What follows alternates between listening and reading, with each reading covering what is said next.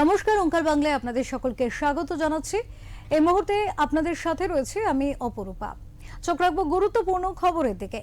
2011 থেকে 2026 বঙ্গ রাজনীতিতে 15 বছরে দড়ির টানে খান খান হয়েছে মমতার সাম্রাজ্য। তৃণমূল সুপ্রিমোর সাজানো ঘরে ফাটলের স্পষ্ট দাগ। পুরসভা থেকে জেলা পরিষদ ভাঙন ঠেকানো যখন দায়, তখন ইন্ডি জোটে জোর দিচ্ছেন মমতা। তবে তা নিজ স্বার্থ চরিতার্থেই, এমনটাই মনে করছে রাজনৈতিক মহল। দিল্লিতে ইন্ডিয়া মঞ্চের বৈঠকে তৃণমূল ও কংগ্রেসের সম্পর্ক কি হবে তাই নিয়েও থাকছে প্রশ্ন। কারণ জাতীয় রাজনীতিতে সম্পর্ক যাই হোক, তার প্রভাব পড়বে বঙ্গ রাজনীতিতে। এখন একটাই প্রশ্ন, জাতীয় ও বঙ্গ রাজনীতিতে কি করে নিজের অস্তিত্ব টিকিয়ে রাখবেন তৃণমূল সুপ্রিমো? গেরুয়া ঝড়ে বাংলায় খড়কুটোর মতন উড়ে গিয়েছে তৃণমূল। এখন আবার সেই খড়কুটো আঁকড়েই বাঁচতে চাওয়ার আর্জি। সোমবার ইন্ডিয়া জোটের বৈঠকে যোগ দিতে দিল্লি যাচ্ছেন তৃণমূল নেত্রী মমতা বন্দ্যোপাধ্যায়। যাবেন তৃণমূলের সর্বভারতীয় সাধারণ সম্পাদক অভিষেক বন্দ্যোপাধ্যায়ও। 8ই জুন ইন্ডিয়া জোটের বৈঠক। মমতার প্রয়োজন রাজনৈতিক প্রাসঙ্গিকতা ফিরে পাওয়া। অন্যদিকে 2029 সালের লোকসভা ভোটে বিজেপিকে ধরাশায়ী করার প্রচেষ্টা করা। তৃণমূল সূত্রে দাবি, কংগ্রেস শীর্ষ নেতৃত্বের পক্ষ থেকে জানানো হয়েছে 2029 সালের লোকসভা নির্বাচনের আগে তাকে ইন্ডিয়া মঞ্চের প্রয়োজন। এখন মমতা বন্দ্যোপাধ্যায় সাংসদ বা বিধায়ক কোনো পদেই নেই। সূত্রের খবর, তৃণমূল সুপ্রিমো এমন কোনো আসন থেকে লড়তে পারেন যেখানে কংগ্রেসের সমর্থন একটা বড় ফ্যাক্টর হতে পারে। মমতাকে সমর্থন নিয়ে প্রদেশ কংগ্রেসের নেতৃত্বের অন্দরমহল বেসুরো। এক অংশ যখন শর্ত সাপেক্ষে তৃণমূল সুপ্রিমোকে সমর্থন করে রাজ্যে কংগ্রেসের প্রাসঙ্গিকতা রাখতে চাইছেন, তখন অন্য অংশ এর তীব্র বিরোধিতা করছেন। কারণ এতে তৃণমূলের দুর্নীতির ভাগিদারি হওয়ার সম্ভাবনা রয়েছে। অধীর রঞ্জন চৌধুরীর সাফ কথা যে দল বদলের খেলা একদিন মমতা শুরু করেছিলেন, যার আম্পায়ার ও রেফারি ছিলেন তিনি। আজ সেই একই খেলা চলছে, শুধু রেফারি আর আম্পায়ার বদলে গিয়েছে। ইংরেজিতে একটা কথা আছে, history has a nasty habit of repeating itself. অর্থাৎ ইতিহাস বারবার ঘুরে ফিরে আসে, এটাই তার বদ অভ্যাস। এই মমতা ব্যানার্জি একদিন 2016 সালের পর যখন কংগ্রেস বিরোধী দলের তকমা পেয়েছিল, সেই বিরোধী দলের তকমাকে ঘুচিয়ে দেওয়ার জন্য, বিরোধী দলের তকমাকে কেড়ে নেওয়ার জন্য গোটা দলটাকে ভাঙিয়ে ভয় ভীতি প্রলোভন দেখিয়ে সে তৃণমূল করতে বাধ্য করেছিল এবং বিধানসভার কোনো নিয়ম কানুন না মেনে যা খুশি তাই করে কংগ্রেস দলটাকে সে খতম করেছিল, চেষ্টা করেছিল খতম করার। কংগ্রেস দল তো শুধু এমএলএদের পরে বেঁচে থাকে না। আজ দেখুন, ইতিহাসের আরেক সন্ধিক্ষণে মমতা ব্যানার্জির দল সেইভাবেই খান খান হয়ে গিয়ে 80 জনের মধ্যে 59 জন না 60 জন বিধায়ক তারা বলছে আমরা আর তৃণমূল করব না। অর্থাৎ মমতা দেখুন, যে খেলায় আপনি নিজেকে মনে করতেন রপ্ত হয়েছেন, যে খেলার উদ্দামতায় ঔদ্ধত্যে আপনি ডিজে বাজাতেন খেলা হবে বলে, সেই ডিজের আওয়াজ নিশ্চয়ই আপনার কানে পৌঁছাচ্ছে। এমত অবস্থায় এটাই দেখার, মমতা বন্দ্যোপাধ্যায় রাজনীতির ময়দানে টিকে থাকার জন্য কংগ্রেস সহ অন্যান্য রাজনৈতিক দলের কাছে হাত পাতেন কিনা। ব্যুরো রিপোর্ট, ওঙ্কার বাংলা। সার্বিকভাবে বর্তমান যে পরিস্থিতি, সেই পরিস্থিতিতে এই প্রসঙ্গ কিন্তু যথেষ্ট আলোচ্য বিষয় হয়ে দাঁড়িয়েছে।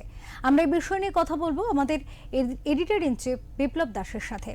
দাদার কাছে আসবো এবং এই প্রশ্ন নিয়েই আসবো যে 2026-এর নির্বাচনের পর কার্যত বঙ্গের ক্ষমতা হারায় তৃণমূল। পরবর্তীতে এখন যে অবস্থা, তাতে একেবারে তৃণমূল কংগ্রেস দুভাগে বিভক্ত। পৌরসভা থেকে শুরু করে, লালবাড়ি থেকে শুরু করে, বিধানসভা থেকে শুরু করে সর্বত্রই চিত্রটা কিন্তু একেবারে কোথাও গিয়ে তাদের পক্ষে ঠিক নয় এমনটাই, তৃণমূল সুপ্রিমো মমতা বন্দ্যোপাধ্যায়ের পক্ষে যে একেবারেই নয় সেটা খুব সুস্পষ্ট। তাহলে প্রশ্ন থাকছে যে এবার মমতা বন্দ্যোপাধ্যায় রাজনৈতিক ময়দানে নিজের অস্তিত্ব টিকিয়ে রাখার লড়াইতে কি ধরনের পদক্ষেপ নিতে পারেন? দেখো অপরূপা, এই সপ্তাহে গত সোমবার থেকে যদি দেখি, আজকে শুক্রবার, এই 5টা দিন তৃণমূল কংগ্রেসের কাছে একটা কালো অধ্যায় বলা যায়। শুধু তৃণমূল কংগ্রেস অর্থাৎ মূল তৃণমূল কংগ্রেস মমতা বন্দ্যোপাধ্যায়ের কাছে একটা কালো দিন হিসেবে চিহ্নিত হয়ে থাকে। যখন বুধবার দিন দলটা ভেঙে গেল, বৃহস্পতিবার দিন আমরা কি দেখলাম, যে বিধাননগর পুর নিগম মেয়র কৃষ্ণা চক্রবর্তী পদত্যাগ করলেন। শুক্রবারে গিয়ে কলকাতা পুরসভার কলকাতা পুর নিগমের যিনি মেয়র ববি হাকিম অর্থাৎ সুধাত হাকিম তিনি পদত্যাগ করলেন। প্রত্যেকেই কিন্তু মমতা বন্দ্যোপাধ্যায়ের একনিষ্ঠ, ডান দিকে বাদিকে দেখা যেত যে কোনো জায়গায়। অর্থাৎ এই রাজ্য রাজনীতিতে মমতা বন্দ্যোপাধ্যায় কি তার প্রাসঙ্গিকতা হারিয়ে ফেলছে? এটা কিন্তু একটা বড় প্রশ্ন চিহ্ন। আমরা যদি সদ্য বিধানসভা নির্বাচন দেখি, সেখানে কিন্তু মমতা বন্দ্যোপাধ্যায়ের দল অর্থাৎ তৃণমূল কংগ্রেস 41% ভোট পেয়েছে, এবং তৃণমূল এবং বিজেপির মধ্যে ভোটের ফারাক কিন্তু টোটাল ভোট যদি দেখা যায় এ রাজ্যে প্রায় 30 লক্ষের কাছাকাছি কিন্তু ভোটের ফারাক আছে। অর্থাৎ 30 লক্ষ ভোট, অর্থাৎ 2,60,00,000 বিজেপি পেয়েছে আর 2,30,00,000 তৃণমূল কংগ্রেস পেয়েছে। অর্থাৎ 30 লক্ষ ভোটের একটা ব্যবধান আছে। 41% ভোট তৃণমূল কংগ্রেসের পক্ষে রয়েছে। এই জায়গাটা থেকে মমতা বন্দ্যোপাধ্যায় কি ঘুরে দাঁড়াতে পারবেন? এটা কিন্তু যারা রাজনৈতিক মহলে রাজনীতি নিয়ে চর্চা করেন তাদের কাছে সত্যি একটা বড় প্রশ্ন, যে যা হয়ে গেল, অর্থাৎ অধীর চৌধুরী বা কংগ্রেস এ রাজ্যে এতদিন ধরে যে কথা বলে আসছিল, 2016 থেকে যেভাবে বিরোধী দলকে ভাঙা গড়ার খেলা খেলেছিল মমতা বন্দ্যোপাধ্যায় তথা তৃণমূল কংগ্রেস, সেই ভাঙা গড়া কিন্তু আজকে তার দিকেই ফিরে এলো। অর্থাৎ ইতিহাস কাউকে ক্ষমা করে না, ইতিহাস ফিরে আসে। দেখো, আমরা শুনতাম অভিষেক বন্দ্যোপাধ্যায় বলতাম দরজা খুলবো, পুরো বিজেপিটা আমাদের কাছে চলে আসে। তো আজকে কিন্তু বিজেপির দরজা খুলতে হয়, কিন্তু তৃণমূলের দরজা খোলা রয়েছে। সেই তৃণমূলের খোলা দরজা দিয়ে তাদের বিধায়ক 58 জন বেরিয়ে গেল। তো এটাই এখন প্রশ্ন, যে একদিকে যখন বিধানসভা গেল, ভাগ হয়ে গেল, দুই পুর নিগম, কলকাতার দুই বিগ কি বলে পুর নিগম অর্থাৎ corporation, Bidhannagar corporation, Kolkata corporation, দুটোতেই মেয়রকে পদত্যাগ করতে হবে।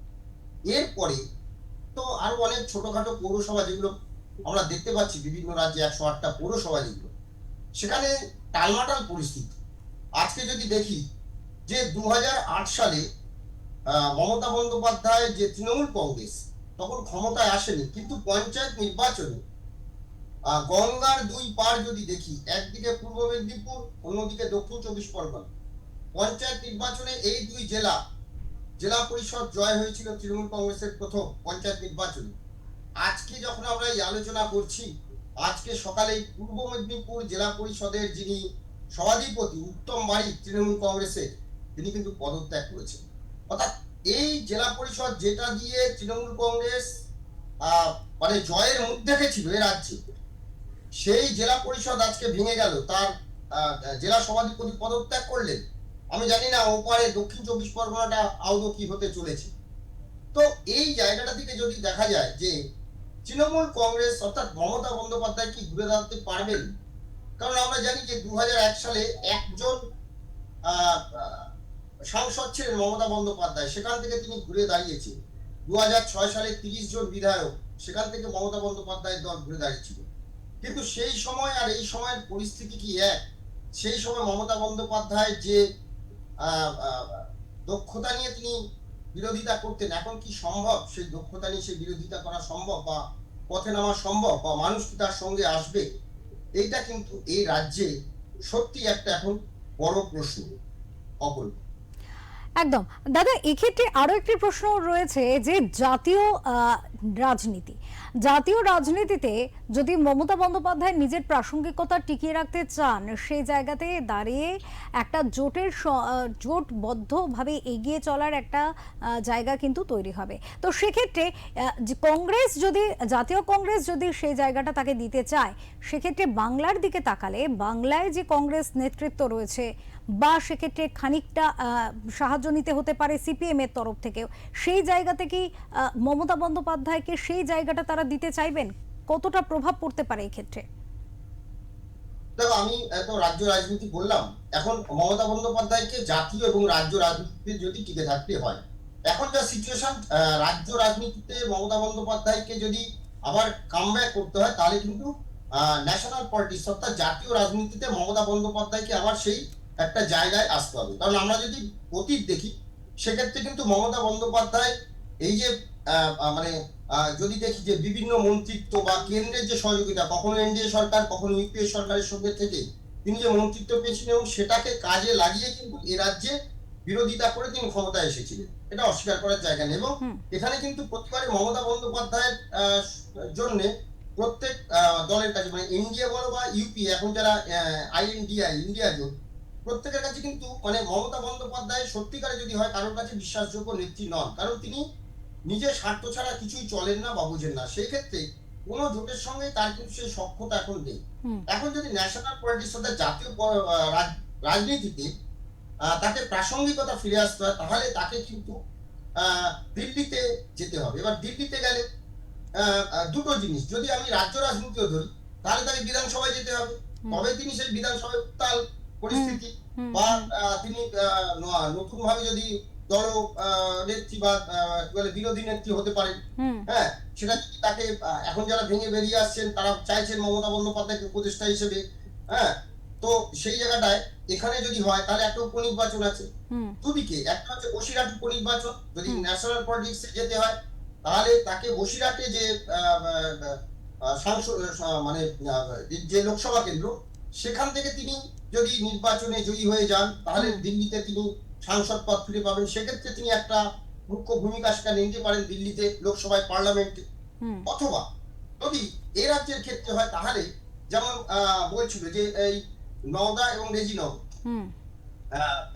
হুমায়ুন কবির তার দলের পুরনো কর্মী, তিনি ওই যে নতুন যে দল করে দুটো বিধানসভা কেন্দ্রে তিনি জয়ী হয়েছে, তার মধ্যে রেজিনগর তিনি ছেড়ে দেবেন, সেখানে তার পুত্রকে প্রার্থী করবেন বলেছেন। কিন্তু তিনি এখন আবার বলছেন মমতা বন্দ্যোপাধ্যায়কে তিনি গুরু দক্ষিণা দিতে চান, তাহলে তাকে সেখান থেকে তিনি জয়ী করে আনবেন। কিন্তু মমতা বন্দ্যোপাধ্যায় কি যাবেন সেখানে বা হুমায়ুন কবিরের কাছে গিয়ে বলবেন? তাহলে তো তাকে হুমায়ুন কবিরের কাছে নত হতে হবে। এটা যেমন একদিকে। আবার যদি বসিরহাটের ক্ষেত্রে দেখি, বসিরহাটে কিন্তু যদি নির্বাচন হয়, সেক্ষেত্রে কিন্তু কংগ্রেস, সিপিএম, ওখানে আইএসএফ আছে, অর্থাৎ আইএসএফ সিপিএম যদি জোট ধরি, তাহলে অনেকগুলো দল, বিজেপি, এইসব নিয়ে 52% সংখ্যালঘু ভোট আছে, তাহলে কংগ্রেসের সাথে জোট হবে কি? তিনি দিল্লিতে যাচ্ছে, কংগ্রেস কি তাকে যদি করে, সেক্ষেত্রে এ রাজ্যের যারা কংগ্রেস নেতা আছে তারা কি মেনে নেবেন? কারণ রাহুল গান্ধী সবসময় যে রাজ্যের কংগ্রেসের নেতারা যেভাবে চলতে চায় তাদেরকে সেই স্বাধীনতা দিয়েছে। তো এই জায়গাটাই প্রশ্ন, যেখানে কি কংগ্রেসের জোট হবে? কংগ্রেসের জোট যদি হয়, হ্যাঁ, তাহলে কি দুদিকেই ডাবল ইঞ্জিন সরকার উপনির্বাচনে মমতা বন্দ্যোপাধ্যায়কে জিততে মানে জয়ী হতে দেবে, বা সেই জায়গাটা কি ছাড়বে এখানকার বিজেপি প্রশাসন তাদের হাতে থাকবে? তো এই অনেকগুলো প্রশ্ন আছে, কিভাবে মমতা বন্দ্যোপাধ্যায় রাজ্য রাজনীতি হোক বা জাতীয় রাজনীতি হোক, দু জায়গাতেই তিনি যদি যেতে চান, তাহলে এক হচ্ছে কংগ্রেসের কাছে মাথা মতো করতে হচ্ছে, অর্থাৎ বসিরহাট আসনে যদি কংগ্রেসের সাথে তিনি জোট করতে চান, অন্যদিকে যদি তিনি এই রাজ্যের প্রাসঙ্গিকতা ফিরে পেতে চান, তাহলে তাকে কিন্তু ওই কি বলে আমাদের এর কাছে যেতে হচ্ছে, একদম হুমায়ুন কবিরের কাছে। হ্যাঁ, হুমায়ুন কবিরের কাছে যেতে হচ্ছে, অর্থাৎ তার কাছেও কিন্তু মাথাটা নত করতে হচ্ছে। কিন্তু যদি দাদা মাথা নত করতে না চান, জায়গা থেকে মাথা নত করবেন মমতা বন্দ্যোপাধ্যায়, মানে মাথা নত করে কি তিনি প্রাসঙ্গিকতা ফেরার জন্য কি এদের কাছে মাথা নত করবেন? এটাই কিন্তু রাজনৈতিক মহলের কাছে একটা বড় প্রশ্ন। একেবারে, কিন্তু এই প্রশ্নটাও তো সাথে সাথে থাকছে যে তিনি যদি মাথা নত না করতে চান তাহলেও সেক্ষেত্রে শুধুমাত্র মানুষের ভোটের উপরে নির্ভর করে কি জয়ী হওয়ার অবস্থায় এই মুহূর্তে মমতা বন্দ্যোপাধ্যায় দাঁড়িয়ে রয়েছেন? কারণ আমরা সদ্য নির্বাচনের রেজাল্ট দেখেছি। হ্যাঁ, যেটা বলছিলাম যে আমি তো কিছুক্ষণ আগেই যেটা বলছিলাম যে মানুষের ভোটে কি মমতা বন্দ্যোপাধ্যায় জয়ী হয়ে আসবেন? আমি যদি দেখি যে যেভাবে চারিদিকে মানে তৃণমূল কংগ্রেসের প্রতি মানুষের যে ক্ষোভ, এতদিন দেখো নির্বাচনের আগে এই ক্ষোভটা কিন্তু মানুষ চাপা ক্ষোভ ছিল। নির্বাচনের পরে কিন্তু এই ক্ষোভটা উত্তাল হয়ে পড়েছে। এখন যেটা হচ্ছে যে অভিষেক বন্দ্যোপাধ্যায়ের জন্য দলের এই অবস্থা সবাই বলছেন, কিন্তু অভিষেক বন্দ্যোপাধ্যায়কে আশ্রয় প্রশ্রয় কে দিলেন? তিনি হচ্ছেন মমতা বন্দ্যোপাধ্যায়। তাই মমতা বন্দ্যোপাধ্যায় যদি নির্বাচনে যে কোনো, সে লোকসভার উপনির্বাচন হোক বা বিধানসভার উপনির্বাচন হোক, এই দুটো নির্বাচনে যদি তিনি আবার মানে প্রাসঙ্গিকতা ফিরে পেতে তিনি যদি মনে করেন যে সেখানে দাঁড়িয়ে তিনি হয় বিধানসভায় বা লোকসভায় তিনি যাবে, তাহলে মানুষ কি তাকে সেই যে মমতা বন্দ্যোপাধ্যায় তার প্রতি সেটা মানে ভরসা রাখবে? এটা কিন্তু সত্যি সত্যি একটা বড় প্রশ্ন। আর দ্বিতীয়ত হচ্ছে যে যখন রাজ্য প্রশাসন এখানে বিজেপির হাতে, সেক্ষেত্রে উপনির্বাচনে জয়ী হয়ে আসাটা কিন্তু একটু কষ্টসাধ্য ব্যাপার আছে। সেই সঙ্গে আরেকটি বিষয় যেটা, এক্ষেত্রে মমতা বন্দ্যোপাধ্যায় কি করতে পারেন এটা যদি প্রশ্ন আসে, আরেকটা যেটা করতে পারেন সেটি হচ্ছে রাজ্যসভায় তিনি যেতে পারেন। হয়তো তার যে সাংসদ রয়েছে রাজ্যসভায়, কোনো একজন সাংসদকে তিনি পদত্যাগ করিয়ে সেইখানে তিনি যেতে পারেন। কিন্তু সেখানেও এখন বিধানসভার যে স্ট্রাকচার হয়ে গেছে, সেইখানে মমতা বন্দ্যোপাধ্যায়কে কিন্তু ওই বিধানসভায় কিন্তু জয়ী হয়ে আসতে হবে। সেক্ষেত্রে এখন যা সিচুয়েশন আছে সেক্ষেত্রে কি সেটা সম্ভব? এটা কিন্তু একটা বড় প্রশ্ন মুখে পড়বে। কারণ রাজ্যসভায় তৃণমূল কংগ্রেসের সরকারের সময় যে বিধায়করা ছিলেন, বিধায়ক সংখ্যা ছিল, আর এখন তো সেটা পুরো উল্টে গেছে। তো এই জায়গাটায় এখন কিন্তু ভোটের নিরিখেও সেটা কতটা তিনি করতে পারবেন সেটাও কিন্তু একটা প্রশ্নের মুখে রয়েছে। একদম একদম, অনেক ধন্যবাদ দাদা, অনেক ধন্যবাদ আপনাকে। আমরা কথা বলছিলাম তৃণমূল কংগ্রেসের ভবিষ্যৎ, পাশাপাশি মমতা বন্দ্যোপাধ্যায়ের রাজনৈতিক ভবিষ্যৎ নিয়ে, এবং এই বিষয় নিয়ে কিন্তু একটা আমাদের যথেষ্ট বিশ্লেষকমূলক আলোচনায় আমরা ছিলাম এতক্ষণ। এই মুহূর্তে নেব একটা ছোট্ট বিরতি, ফিরছে খুব শীঘ্রই।